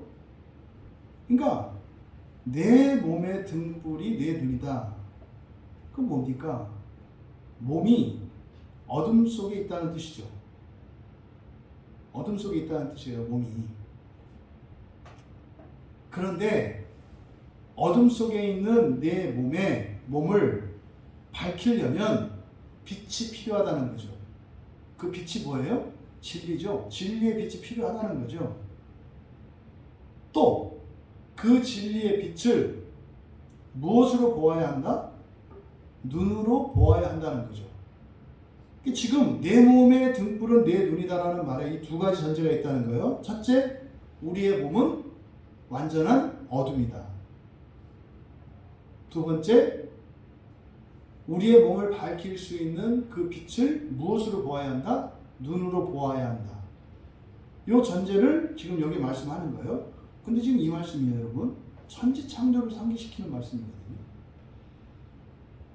태초에 흑암이 있었어요. 흑암. 그러니까 온 우주에 흑암이 있는 거나 여러분의 몸에 흑암이 있는 거나 이게 뭐예요? 세상에 있는 흑암, 천지창조. 우리 몸에 있는 흑암, 재창조. 세상 창조가 빛, 우리 몸을 창조하는 게 진리의 빛. 요 얘기, 창조에 대해서 얘기해요. 재창조. 재창조는 뭐예요? 부활이라고요. 부활. 창조의 완성이 이 세상이라면 재창조의 완성은 사람의 부활이에요. 그러니까 지금 요 얘기를 여기서 말씀하고 계시는 거예요. 세상을 창조할 때 빛을 창조하신 것처럼 우리를 재창조하실 때 빛이신 예수가 오신다고요. 아멘. 이거예요. 요한복음에서 선포한 게 빛이 왔다. 태초에 하나님이 천지를 창조하실 때 빛이 있으라. 그리고 시작되잖아요. 그러니까 예수님이 오신 사건, 이게 빛이 온 사건, 창조에서. 그럼 이거 우리의 관심은 나예요. 나. 왜? 각 사람이라고 그랬거든요. 각 사람에게 빛을 비췄다. 그러니까 예수님이 비추어오신 목적은 뭐예요? 나를 재창조하시려고. 이게 뭡니까? 이거를 부활이라고 한다고요. 부활. 그런데 내 눈이 성하면 온몸이 밝을 것이요. 여기서 성한이라고 하는 하프루스라는 말인데요. 하프루스는 주름이 접힌 이런 뜻이거든요. 그러니까 이게 뭐냐? 백내장이에요. 백내장. 오늘로 말하면 눈에 한꺼풀이 씌웠다 이 말이거든요. 눈에 하얀 게 꼈어. 그러니까 요거를 이때는 하프로스라고 했다고요. 하프로스. 그러니까 내 눈이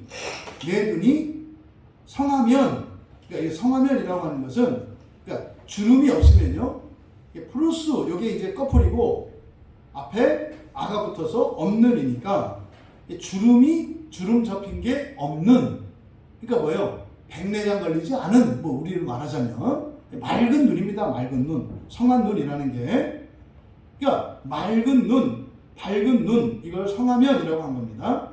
온몸이 밝을 것이요. 그러니까 막이 끼지 않은 눈으로, 밝은 눈으로 빛을 온전히 받아들이면 온몸은 밝다. 여러분, 여기서 이 빛의 의미를 여러분들이 잘못 오해하시면 안 돼요. 여기서는 지금 초점은 세상을 비추는 빛이 아니라 누구를 비추는 빛이에요? 나를 비추는 빛이에요. 이 빛은 여러분들 보라고 하는 게 아니라 여러분의 이거를 다 고치는 걸 말해요. 여러분의 본성을 바꾸고 세포를 바꾸고 부활시키는 것을 지금 말하는 거예요. 근데 어떻다? 눈이 성해야 한다. 눈이 가려져 있지 말아야 한다라고 얘기를 한 거예요. 눈이 가려져 있지 않으면 어떻게 되는 거예요? 그럼 몸은 당연히 어떻다? 밝아진다. 여러분, 몸이 밝아진다. 이게 엄청난 얘기잖아요. 또 반대로 만일 나쁘면 여기가 포네로스입니다. 포네로스가 뭐라고 그랬어요? 고통스러운 아픈 이런 걸 했잖아요. 이스라엘 민족들이 어떤 민족이다? 악한 민족이다 할 때 그 포네로스인데, 악한 민족이 뭐라고 그랬습니까? 고생을 자초하는 민족. 그죠? 사서 고생하는 민족. 이게 악한 그리스도인, 그런 뭐예요? 사서 고생하는 그리스도인. 그래서 악하다라고 하는 것은 도덕적인 말이 아니다. 그래서 고통스러운, 아픈 이런 뜻이에요. 그러니까 만일 나쁘면이라고 했지만 뭡니까? 왜 아파요? 아프면 뭐 할 때 아파요? 여기서 지금 말하는 거 빛을 볼 때 아프면. 여러분들이 해를 보면 어떻게 돼요? 눈이 아파서 못 보잖아요. 그러니까 여기서 나쁘면이라고 번역된 것은 사실은 뭡니까? 아프면이에요. 아프면. 그러니까 그러니까 앞에서 성한 눈, 맑은 눈 그랬는데 여기서 가려진 눈 하지 않고, 가려진 정도가 아니라 뭐예요? 아프다고요. 뭐하면? 진리의 빛을 보면. 그게 싫죠. 그래서 세상의 빛을 영접하지 않아요. 왜요? 빛을 보면 아파요. 아프니까 싫어요. 통증을 주니까 싫다고요. 그러니까 여러분들이 참된 신앙을 가지고 살아가려면 있잖아요. 편하지 않아요. 고통스럽고 불편한 일이 생겨요. 그래서 그 길을 안 간다고요. 그래서 나뿐이 아니라 여기서 뭐다? 아픈이에요. 아픈. 네? 아픈. 만일 내 눈이 아프면 내 몸도 어두우리라. 당연하죠. 빛에서 고개를 돌릴 테니까. 근데 그 빛을 쪼여야 되는데 그런 거잖아요. 여러분들이 나가셔서 하루에 일정 시간 뭐 최소한 30분 이상 하라더만요. 최소한 30분 이상 여러분들이 햇빛을 쪼이면 프로비타민 D가 생깁니다. 그럼 그거예요. 그때 빛을 말하는 거죠. 보이는 빛이 아니에요. 빛의 효과를 말하는 거예요. 그래서 여러분에게 비추어지는 햇빛을 몸으로 받으면 프로비타민이 생겨요. 프로비타민 D가 생겨요. 근데 꼭꼭 숨기고 햇빛에서 햇빛이 안 나가. 그걸 싫어해. 그럼 어떻게 돼요? 어두워진다. 그런 거죠. 건강이 안 좋아진다. 이 얘기를 하는 거예요. 그리고 이제 35절에 그러므로 내 속에 있는 빛이 어둡지 아니한가 보라. 이게 뭐겠습니까? 내 속에 있는 빛이 어둡지 아니한가? 이걸 그대로 직역하면 이렇게 됩니다. 그러므로 너에게 그 빛이 어둠이 되지 않도록 주의하라. 그러므로 너에게 그 빛이 어둠이 되지 않도록 주의하라. 그게 뭐죠? 얼굴을 감싸지 말라고요. 네? 그리고 그늘 속으로 들어가지 말라 이 말이에요. 햇빛을 피하지 말라 이 말이에요. 여러분 햇빛 피하면 프로비타민 D가 결핍되면 여러분 건강에 치명적인 문제가 생겨요. 그러니까 자꾸 그늘로 걷지 말고 자꾸 가리고 그러지 말라는 거예요. 이게 지금 35절 얘기예요. 그 빛이 어둠이 되지 않도록 조심하라. 그러니까 앞으로 여러분들이 햇빛을 피해서 그늘을 갈 때 이 35절 말씀을 떠올리세요. 그 빛이 어둠이 되지 않도록. 아니 햇빛이 비치는데 왜 피해서 그늘로 가? 이 얘기하는 거예요. 주의하래요. 그러면 여기서 그 빛이 어둠이 되지 않도록 이게 뭐겠습니까? 숨는 거죠. 왜 빛을 어둠이 되게 할까요? 유대인들에게 자꾸 빛이, 그러니까 그 참빛이신 예수 그리스도의 그 하나님 나라의 복음을 받아들이지 않고 그들이 숨어 들어가는 데가 어디예요? 율법 안이죠. 사람들의 생각이죠. 그러니까 지금 여러분 복음의 핵심은 여러분이 하나님 자녀 되는 겁니다. 여러분 예수를 믿고 또 여러분들이 살아가는 인생의 목적은 첫째 부활에 참여하는 겁니다. 이건 제 얘기가 아니라 성경에 예수님께서 우리에게 주신 순수한 복음이거든요. 그런데 어떻게 해요? 그걸 안 들어요. 왜요? 율법 아래 들어가기 때문에. 들은 적 없다는 거예요. 사람이 신이 된다고? 그런 거 없다는 거예요. 그러면서 어떻게 오히려 거기다가 돌을 던지잖아요. 예수님의 말씀을 가르쳐줘도 안 받아들이잖아요. 이게 뭐예요? 율법 아래. 그 율법도 하나님의 말씀으로서 율법이 아니에요. 자기들의 고정관념으로서의 율법이죠. 자기의 법이죠. 사람들의 법이죠. 그런 얘기를 들은 적이 없다는 거예요. 그런 얘기를 하는 사람이 없다는 거예요. 그러니까 복음을 받아들일 수 없다는 거예요. 성경이 있다고 하는데도 받아들일 수 없다는 거예요.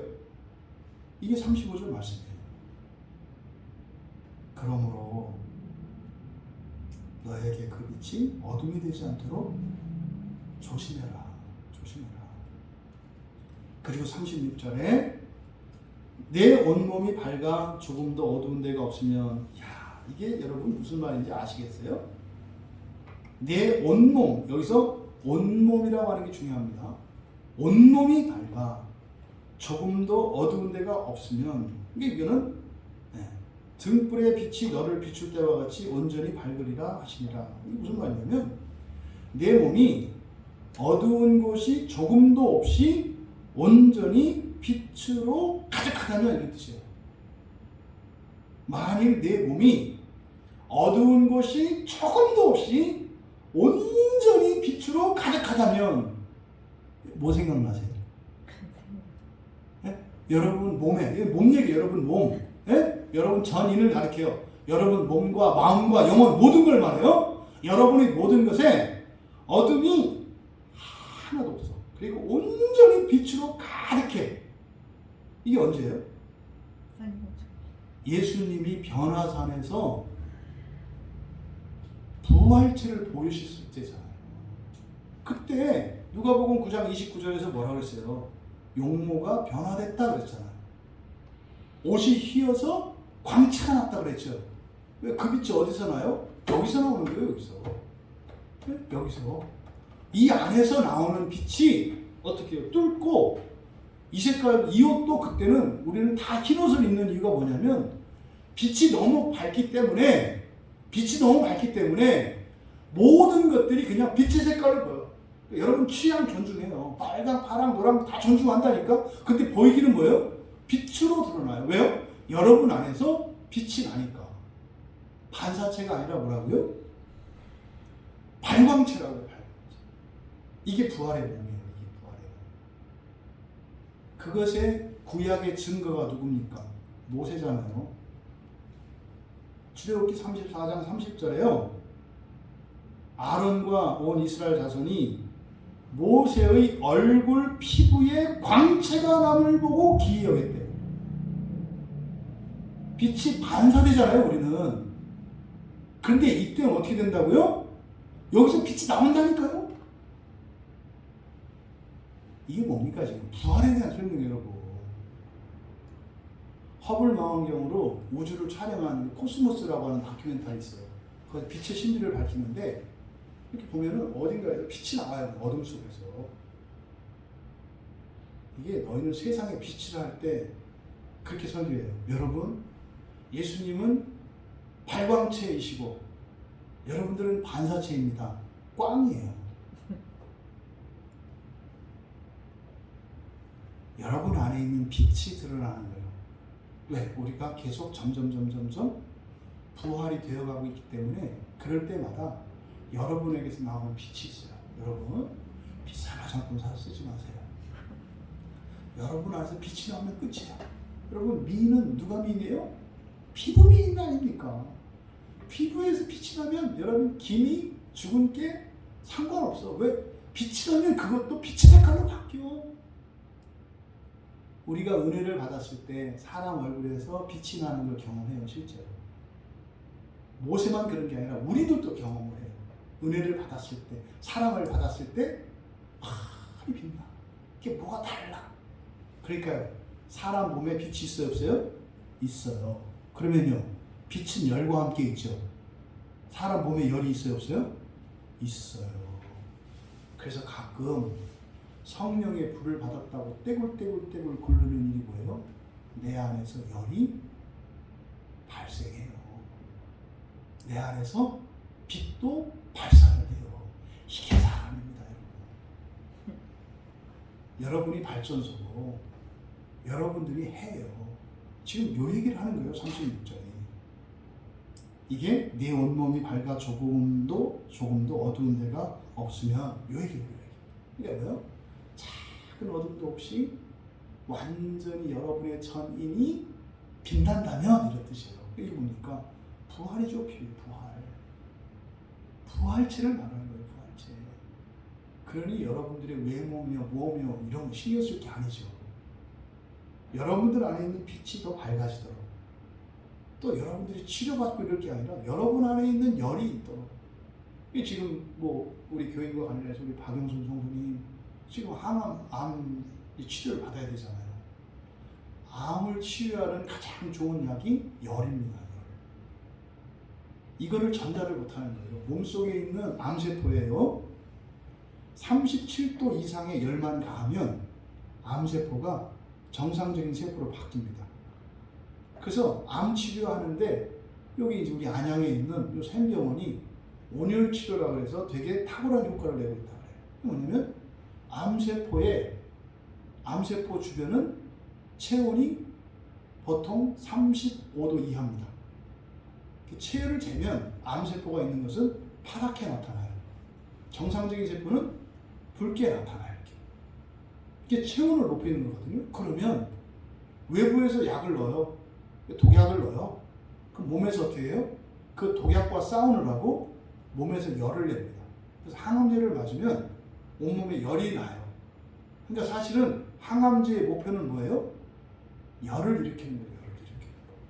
근데 약으로 열을 일으킬 것이 아니라 성령으로 믿음으로 우리의 본성이 변화됨으로 열을 일으킬 수 있다면 암을 고칠 수 있는 거죠. 과학적으로. 이 얘기를 지금 35절에서 36절에서 하고 있는 거예요. 엄청난 얘기잖아요. 그러면 어떻게 해라? 등불의 빛이 너를 비출 때와 같이 온전히 밝으리라. 온전히 밝으리라. 완전히 부활하게 될 것이다. 네? 완전히 부활하게 될 것이다. 얼마나 밝았으면 사람들이 아파하고 힘들어하니까 모세가 얼굴을 수건으로 가렸다잖아요. 여러분들이 지나갈 때마다 사람들이 눈을 내리깔 수 있는 사람들이 되길 바랍니다. 너무 빛이 나서 볼 수 없어서 이렇게 숙여집니다. 네? 그 빛이 정말 여러분의 일상 가운데 일어나길 바라요. 정리합니다. 여러분, 유대인을 정죄하는 남방 여인과 니느웨를 비교하고 있습니다. 니느웨 사람들이나 남방 여왕은 어쨌든 하나님과 접할 수 있는 기회를 가졌어요. 근데 남방 여왕은 단지 인간의 지혜만을 얻었어요. 니느웨는 믿음을 얻었고 회개했어요. 그래서 그런 말미암아 니느웨는 부활을 얻게 되었고 남방 여왕은 부활을 얻지 못했다는 거예요. 이게 지금 똑같이 유대인을 정죄하지만 남방 여인과 니느웨 사람들 사이에 큰 차이점입니다. 하지만 유대인은 어떻게 했어요? 둘 모두에게 정죄를 받고 웃음거리가 됐다는 사실. 이게 당시 유대인들이에요. 그럼 이것을 오늘날 우리들에게 적용해야 하는 거죠. 또 두 번째, 그럼 유대인과 이방인을 비교해야 됩니다. 그럼 유대인 중에 남방 여인보다도 못한 이들이 있다는 사실이에요.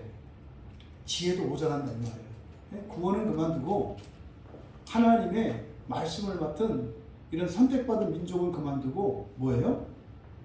세상에 지혜만도 못한 유대인들이 있다는 거예요. 이게 오늘날 그리스도인들이죠. 이게 지금 문제가 되고 있는 거 아닙니까? 상식을 가진 일반인들보다도 못한 그리스도인들, 같은 사람들이 있다는 이 비참한 현실. 그때나 지금이나 다르지 않은 것 같아요. 또 한편 니느웨 사람들처럼 예수를 믿고 회개하여 부활에 참여하는 이도 있고 그렇지 못한 이들도 있다는 거죠. 유대인들 중에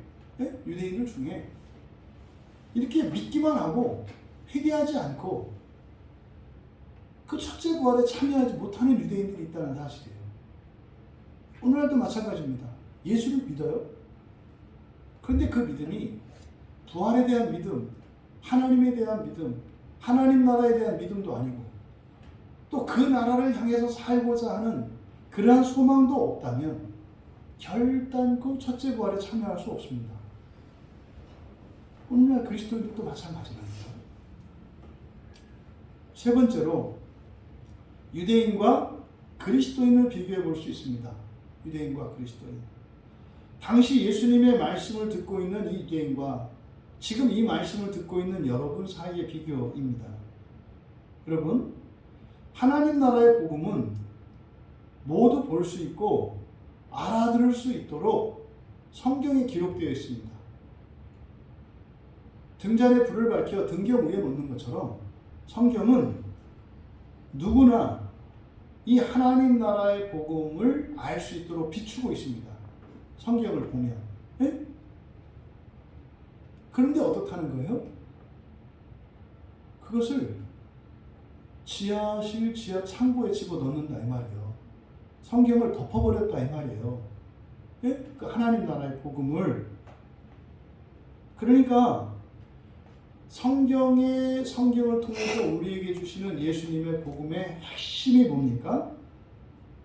믿고 회개하면서 부활하여 하나님 나라에 참여하라는 거예요.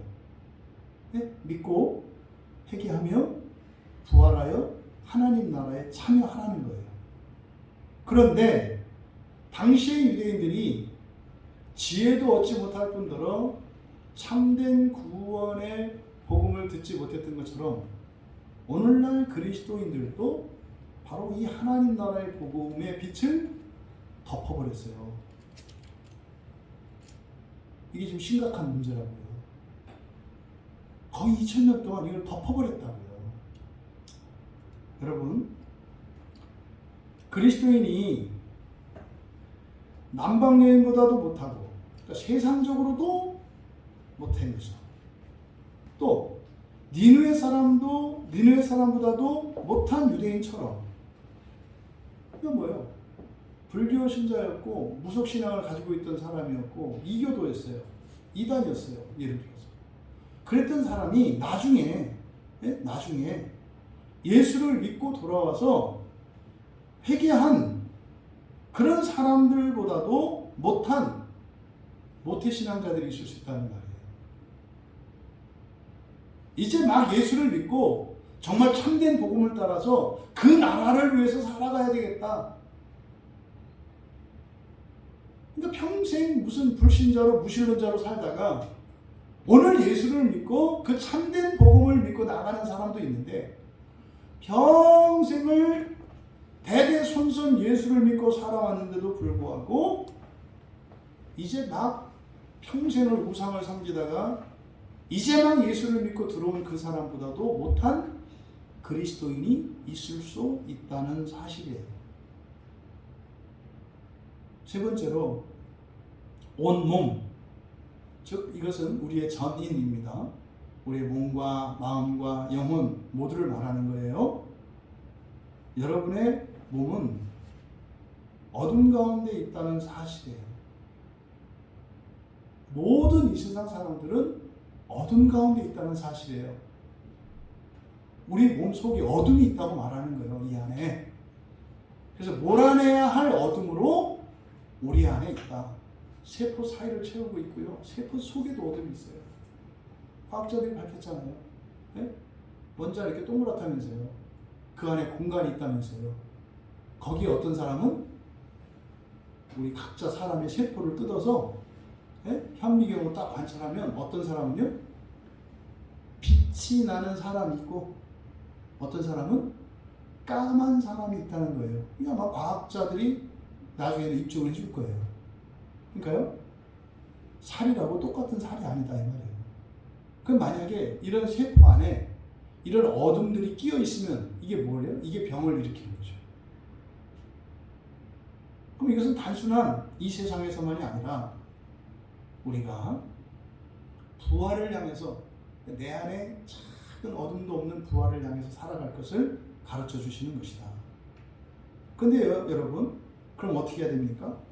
이 건강한 눈으로 빛을 받아들이는 것처럼 여러분이 이 육체의 눈은 바로 여러분의 마음을 의미합니다. 여러분의 마음을 열어서, 이 마음의 눈을 열어서 하나님 나라 복음 진리를 받아들이셔야 돼요.